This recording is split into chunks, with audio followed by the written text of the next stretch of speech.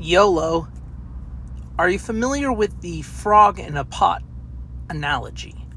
I think that sums up the current state of the world. The thought process being, when you go to cook a frog, if you drop it into a boiling pot, it'll immediately leap out because of the pain, and then you'll have to try and catch it. But if you put the frog in the pot before you put it on the stove, and then you just slowly increase the temperature little bit by little bit, the pot will come to a boil before the frog realizes how hot it's gotten, and the frog will die and you'll be able to cook it. Incredibly inhumane and also unrealistic, but it is a beautiful analogy that explains where I think we're at in the world right now. We're at that point where the pot has been sitting on the stove boiling for just long enough that we're realizing, hey, this water's hot right before we get cooked. There's an infinite number of things that have contributed to this boiling point, but I think one of the biggest things that's coming up is this whole digital ID system that Europe and parts of Asia are trying to push out. Now, they claim that it's to keep children off of harmful websites, but in reality, it's purely about control. They would have a digital ID tied to your actual ID, stripping you of any kind of anonymous activity online. Everything would be monitored by the government 24/7, 365. And if you say or do anything, such as post anti-immigration hate speech that they're doing over in England, not only will you get arrested, you could have your assets seized and your bank accounts frozen. Now, I know that sounds like a far-fetched stretch way out there. It never happened. But let's just remember a few years back, the protests in Canada. All the truckers up there had all their bank accounts frozen because they were protesting. And on top of that, anyone who donated money to those truckers also had their bank accounts frozen. And if you think it couldn't happen to you, think again. If you've ever received a stimulus check or a tax refund in direct deposit, then that means they already have access to your personal bank account. They're going to start punishing people for acting on wrongthink, similar to how things were done in 1984 by George Orwell, which is a very dystopian book, which you should read as a cautionary tale. But with how the world is going right now, it looks more like people are reading it as an instructional manual. The implementation of the digital ID will be the death of freedom as we know it. I saw a news report over in England talking about how they're planning on implementing it, and they're saying that if you do not have a digital ID, you will not be allowed to work. If you can't work, you can't buy food and water. So they're going to strong-arm it onto people. This level of control is something that I think was spurred into action because of the mass resistance to the COVID-19 vaccine.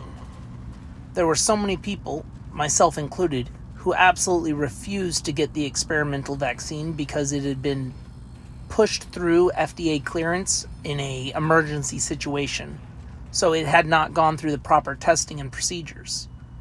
And we were called everything from conspiracy theorists, anti-vax.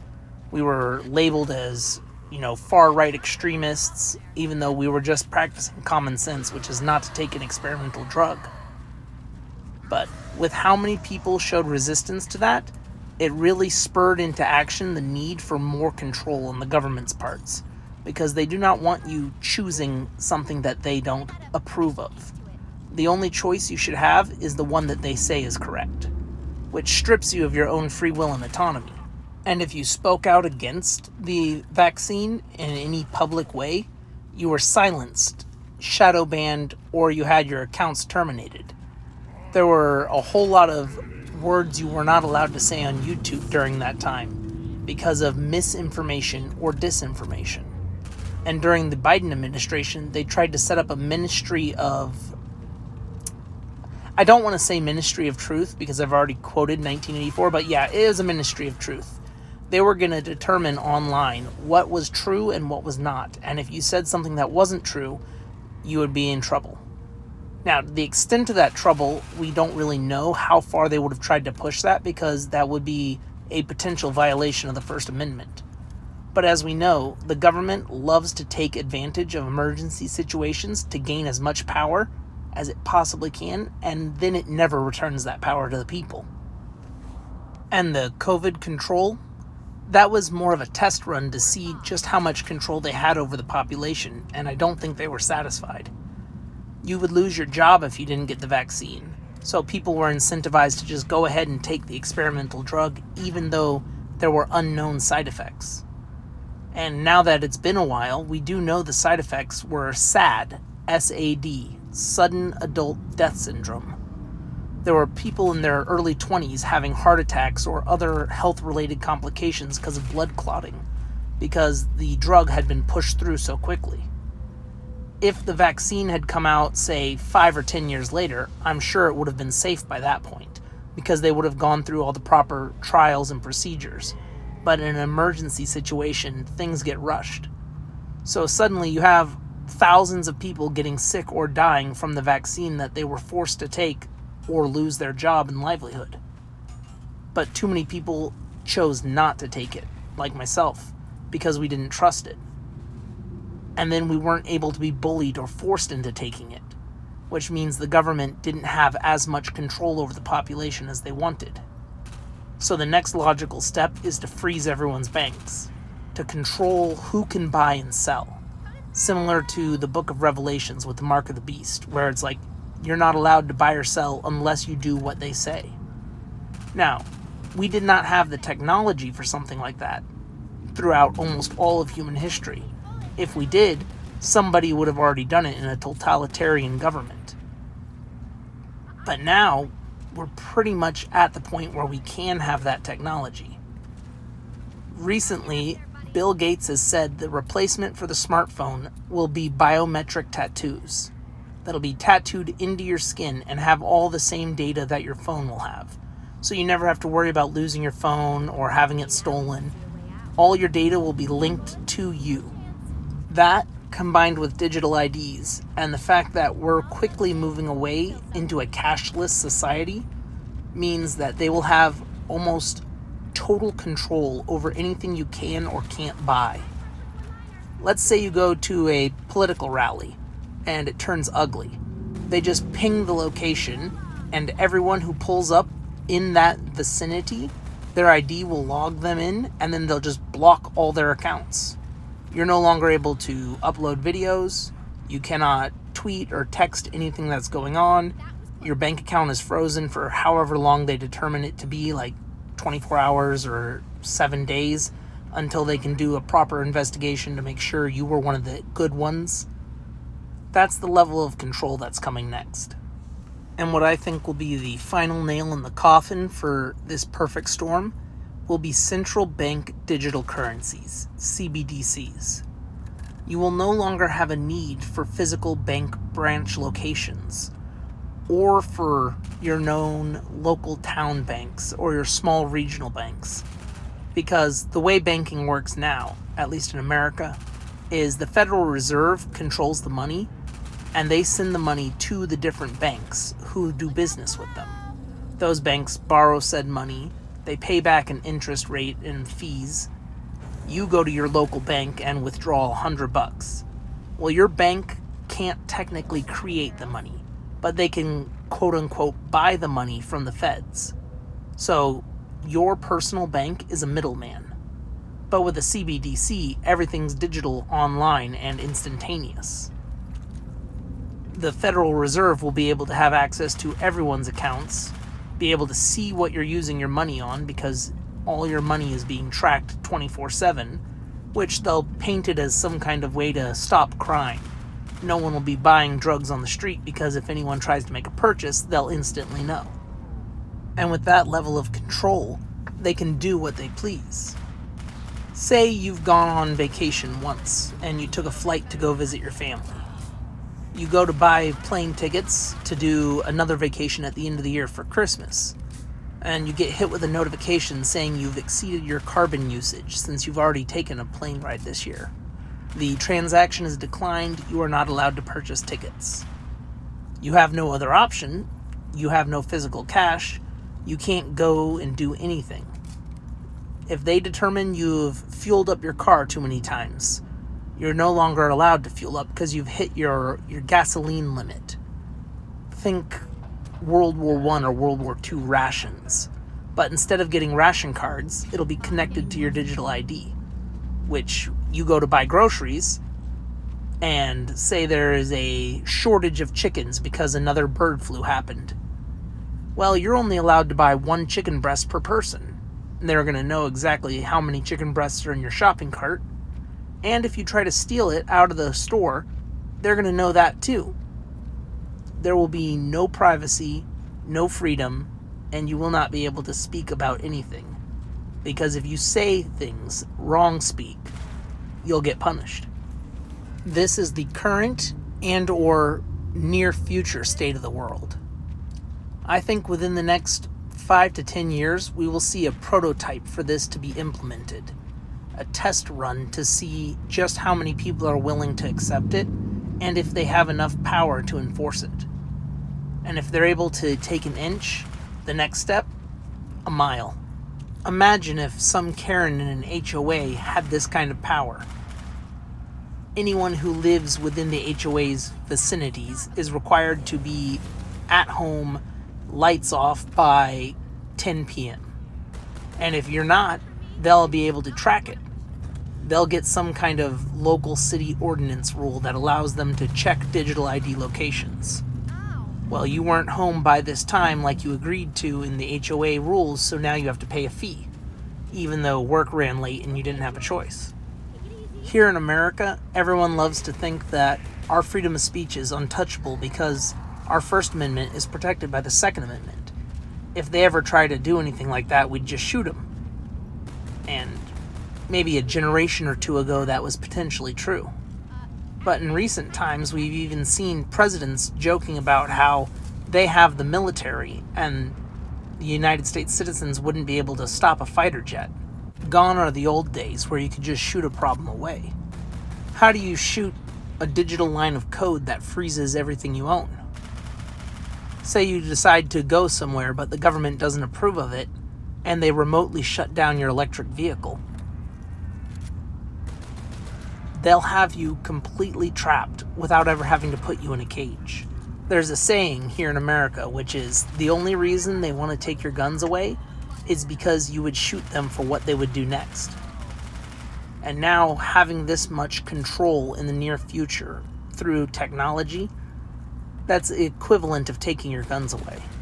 Because even if you have physical guns, you won't be able to stop what's happening. Guns were the great equalizer of the old world. But the great equalizer of our modern world is the internet. People can earn money online, they can share ideas, they can learn near anything. I mean, YouTube alone has taught me personally tons of things. The internet has allowed for faster communication, faster business, faster sharing and spreading of ideas and solutions. It allows small businesses to compete with big businesses and allows you to have connection to people all around the world. Almost everything in our modern world is online now. And imagine if they just decided to flip a switch and turn off your internet privileges because you did something that they didn't like. Something that goes against the status quo. We've seen just how toxic cancel culture has become here in America. People are getting canceled for some of the silliest things, left, right, and center. And if you try to avoid the political minefield and just be, neutral in the middle, you're seen as the problem, not part of the solution by either side.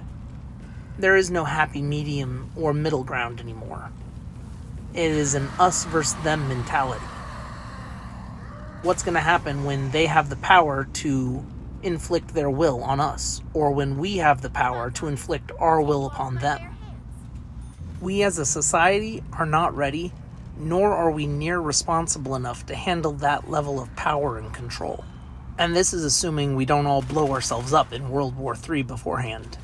So the current state of the world is in pretty rough shape, and it's looking like it's going down a dark path that no one's going to really be happy with.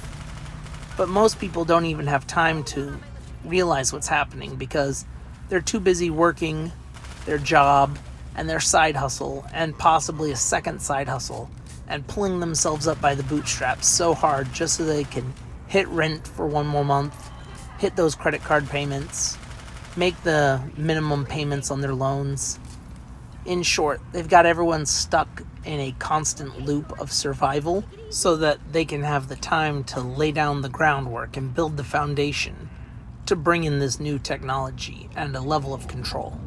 Now, there are some things we can do to help mitigate this near dystopian, apocalyptic looking future. The first of which is to actually know what's going on. If you don't pay attention, you're uninformed. And if you pay attention to mainstream media, you're misinformed. To once again loosely quote Denzel Washington. They say that knowing is half the battle. So if you don't know what's happening, you've already lost half the battle. Once you have an understanding of what's going on in the world, you then have to actually take actionable steps towards the outcome that you desire. If you want to ban digital IDs in your nation, you have to be pushing for that. Hit up your congressmen and women or your prime ministers.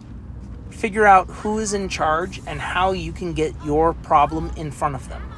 And really drive it home that this is going to be a very net negative, bad thing. And if peaceful doesn't work, then just look at what Nepal did. They had a soft reset of government, we'll put it that way. The old politicians were helicoptered out, driven from the place, while a new system was being set up so that the people could have more control and freedom. Ultimately, it really just boils down to freedom. Those who would sacrifice freedom for safety deserve neither and will lose both. That's a rough quote from Thomas Paine's Common Sense. It might be a good idea for everyone to start taking up gardening as a hobby and focusing on gardening things like potatoes, tomatoes, squash, zucchini, rather than flowers. That way, if things get ugly, you still have some kind of food to eat. Because when people's bellies are empty, they're willing to accept most anything. That is what I see the current state or the near future state of the world being. Not too pretty a picture. And if we just sit back and let it happen, we'll have nobody to blame but ourselves. Who you vote for does matter. What you do in your own daily life matters far more. Local elections are always more important than national elections because your local, state, or city, they impact your day-to-day life far more than your regional or national elections do. And this is assuming that you're from a country that allows elections. If you're from North Korea, you're just out of luck. Hopefully, I'm just being overly paranoid, and the future is nowhere near as incredibly dark or grim as I think it is. But let me know in the comments below, what do you think of the current state of the world? About digital IDs, central bank digital currencies, and possible biometric tattoos? I'd love to hear your thoughts and opinions. Thank you for watching. Don't forget to like, comment, and subscribe. And as always, I'll catch you on the flip side.